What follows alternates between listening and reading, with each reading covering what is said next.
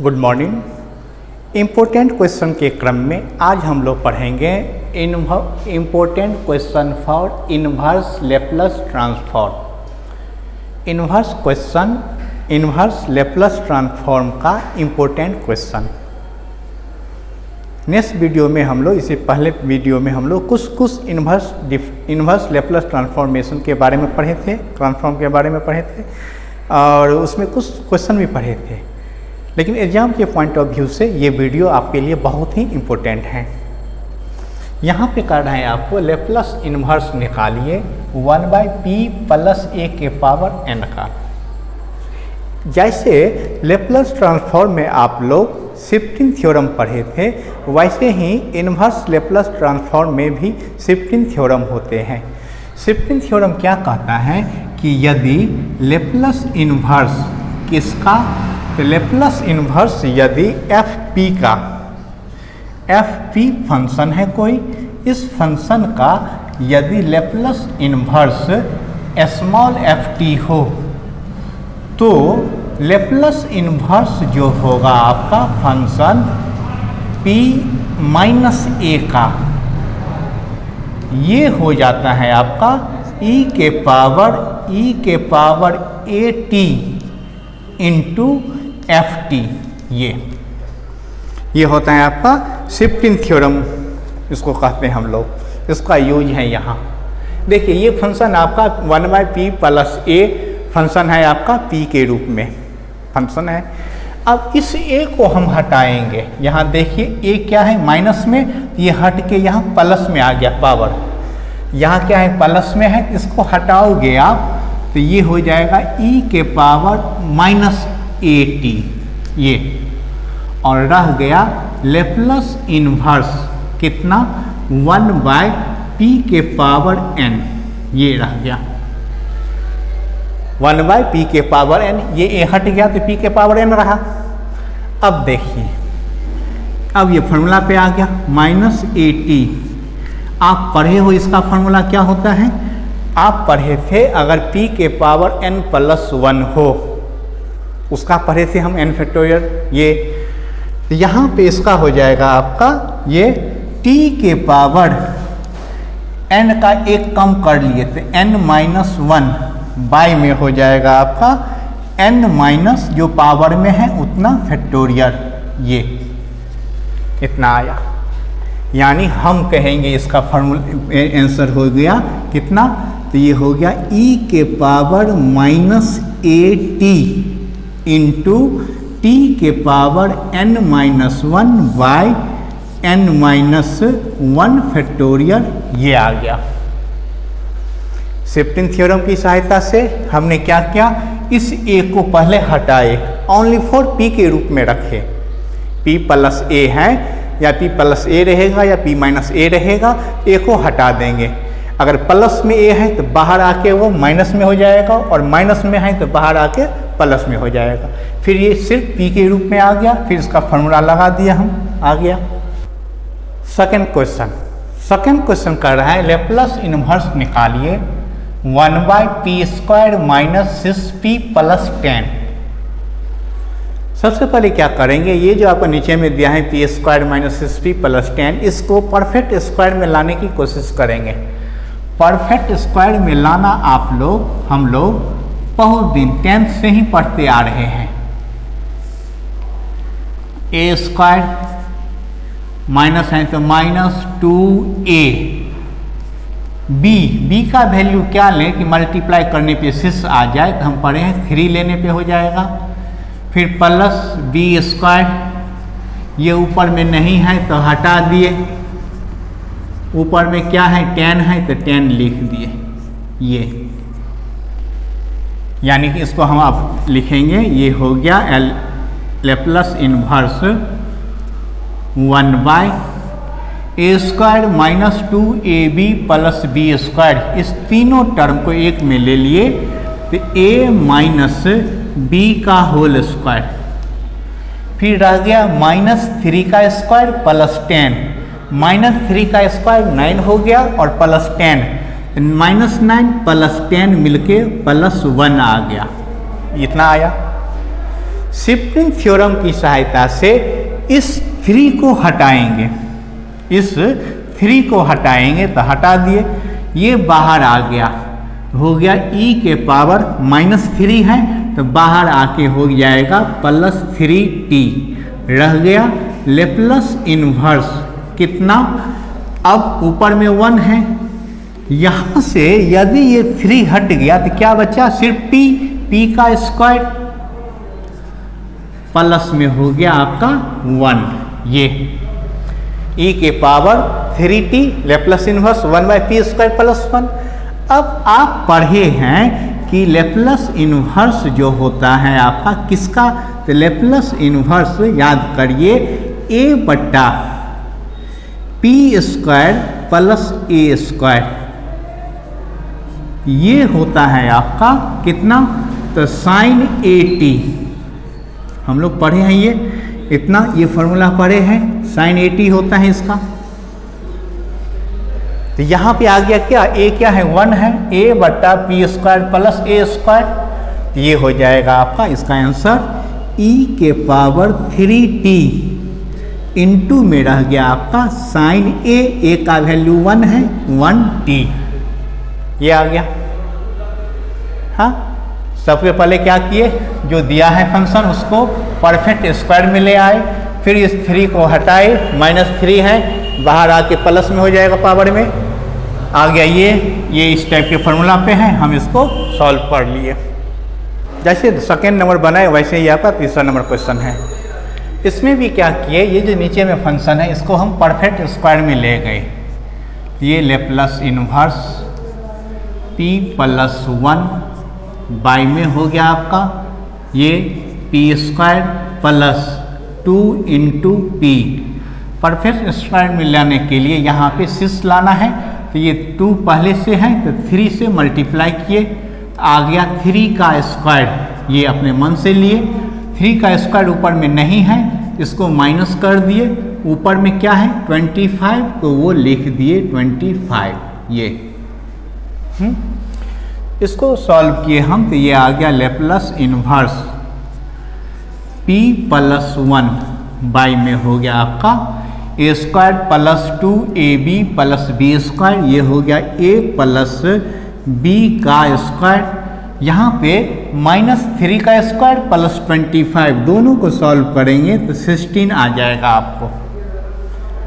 अब देखिए क्वेश्चन ये में यहाँ आया है हमको p + 3 के रूप में अगर ऊपर वाले टर्म को भी लिखें, ऊपर में लिखेंगे तो ये हो गया लेप्लस इन्वर्स, यहाँ पे p + 3 लिखे हैं क्या, +1 है, इस +3 को हटाने के लिए 1 के रूप में लाने के लिए हमने क्या किया, -2 लिख दिए, सॉल्व करने पर ये +1 ही हो जाएगा आपको।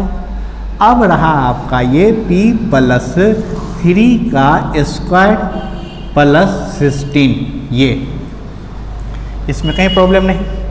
अब देखिए p + a के रूप में ये आया है, इस 3 को क्या करते हैं, हटाते हैं, बाहर ले लेते हैं, +3 है तो बाहर आके e के पावर हो जाएगा आपका -3t, ये आ गया बाहर, रह गया क्या, लेप्लस इन्वर्स, ये अब यहाँ से ये 3 हट गया तो बचा क्या, p - 2, ऊपर में रह गया p - 2 और नीचे में रह गया आपका ये 3 हट गया तो p² प्लस में रहा 16, ये इतना। हाँ, अब देखिए इसको हम क्या करेंगे, इसको हम फिर अलग अलग करेंगे, फिर इसको अलग अलग कर रहे हैं। देखिए यहाँ पे हम लिखे इसको, ये आया है e के पावर -3t इंटू में लेप्लस इन्वर्स, ये है p - 2 बाई में p² + 16, ये फंक्शन को हम 2 टर्म में लिखे, एक लिखे हम कितना, ये लेप्लस इन्वर्स, एक लिखे p/p² + 16 ये, और एक लिखे -2/p² + 16, दोनों को अलग अलग ऐसे लिखें। इसमें कोई प्रॉब्लम नहीं है।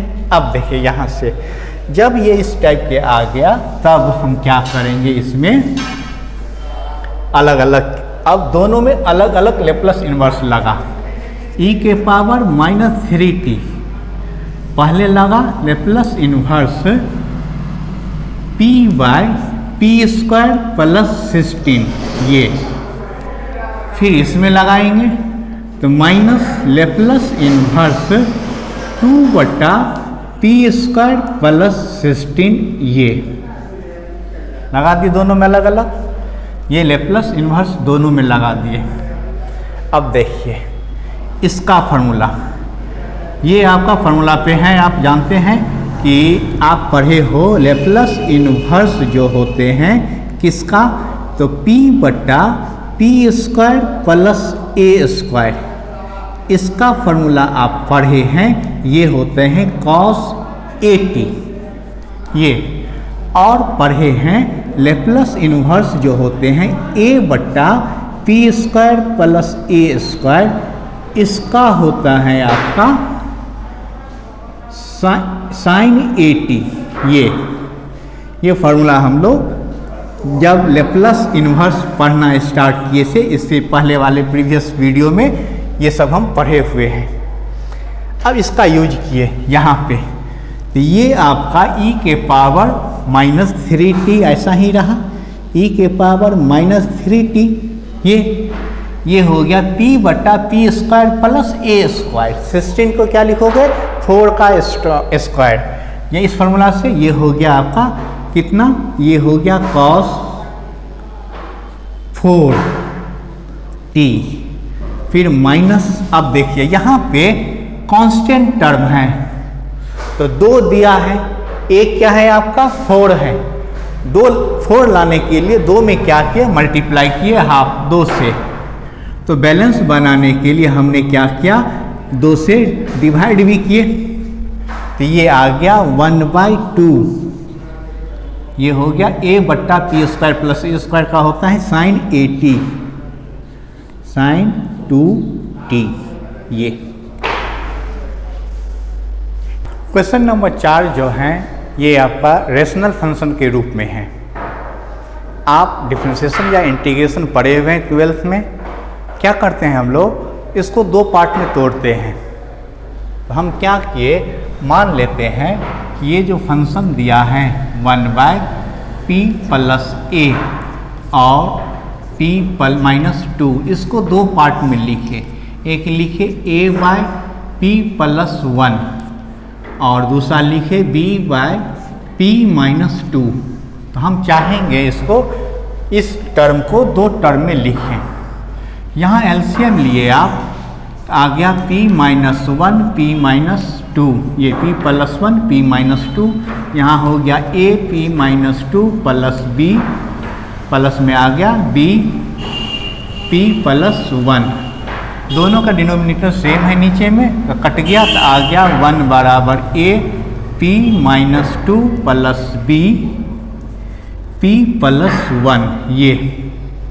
अब a और b का वैल्यू निकालने का आसान नियम आप पढ़े हैं कि इसमें पुट करिए पहला फैक्टर को 0, पहला फैक्टर क्या है p + 1, p + 1 को 0 करेंगे तो p का वैल्यू -1, ये वैल्यू पुट किए, यहाँ 1 आया, -1 देने पे -1 -2 -3a आया, -1 देने पे ये 0, तो a का वैल्यू हमको मिल गया -1/3, ये a मिला।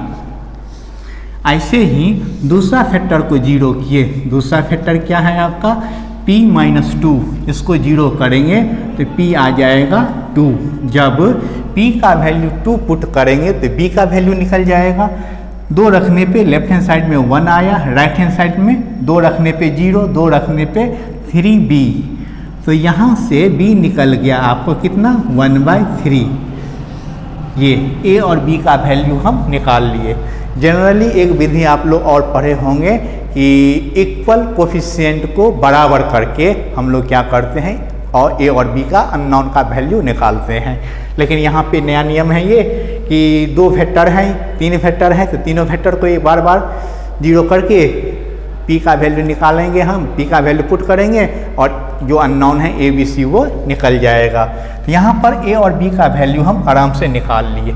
इस ए और बी का वैल्यू इसमें रखेंगे तो यहाँ से हमको मिला क्या, तो हमको मिला ये जो लिए हैं 1/p+1 और p-2, इसका वैल्यू हमें निकला क्या, ए का वैल्यू -1/3/p+1 और प्लस बी का वैल्यू 1/3/p-2, ये निकल गया। इसको हम क्या किए, क्वेश्चन में रखे, ये वैल्यू को हम क्वेश्चन में रखे। अब देखिए जो क्वेश्चन है उसमें रखने पे उम्मीद है आप लोग ए और बी का वैल्यू आराम से निकाल लेंगे। अब ये वैल्यू जब ये वैल्यू रखे हम तो ये आ गया लेप्लस इन्वर्स, इसका वैल्यू मिला -1/3/p+1 और प्लस में 1/3/p-2 ये आया। अब लेप्लस इन्वर्स दोनों में अलग अलग लगा, इसमें लगाएंगे तो लेप्लस इन्वर्स -1/3 में आ गया आपका p+1 और यहाँ लगा तो लेप्लस इन्वर्स 1/3 में आ गया p-2 ये। हम क्या किए, ये कांस्टेंट टर्म बाहर ले लिए, -1/3 बाहर आ गया तो लेप्लस इन्वर्स ये आ गया 1/p+1 और यहाँ पे 1/3 बाहर ले लिए तो ये आ गया लेप्लस इन्वर्स 1/p-2 ये। अब देखिए आप एक फार्मूला पढ़े हो लेप्लस इन्वर्स में कि लेप्लस इन्वर्स जो होता है किसका, तो 1/p-a का, 1/p-a का ये होता है e⁻at, ये माइनस ए है तो at यहाँ क्या है +1, इसका हो जाएगा -1/3 e⁻−1t प्लस 1/3 e⁻, यहाँ क्या है -2 है तो +2t। ये बड़ा आराम से समझ गए। रेशनल फंक्शन पे और एक दो टाइप का क्वेश्चन है जो हम नेक्स्ट वीडियो में लाएंगे। तो ये आपका वीडियो बहुत ही इम्पोर्टेंट है एग्जाम के पॉइंट ऑफ व्यू से, जब हमको कहेगा कि इन्वर्स लेप्लस ट्रांसफॉर्म निकालिए। फिर नेक्स्ट वीडियो में हम लोग मिलेंगे। अगर आप हमारे इस चैनल को सब्सक्राइब नहीं किए हैं तो बाबू जल्दी से कर लीजिए, इससे कि हम आपको नया नया वीडियो, नया नया क्वेश्चन इम्पोर्टेंट आपके लिए लाऊं। फिर नेक्स्ट वीडियो में मिलेंगे। बाय।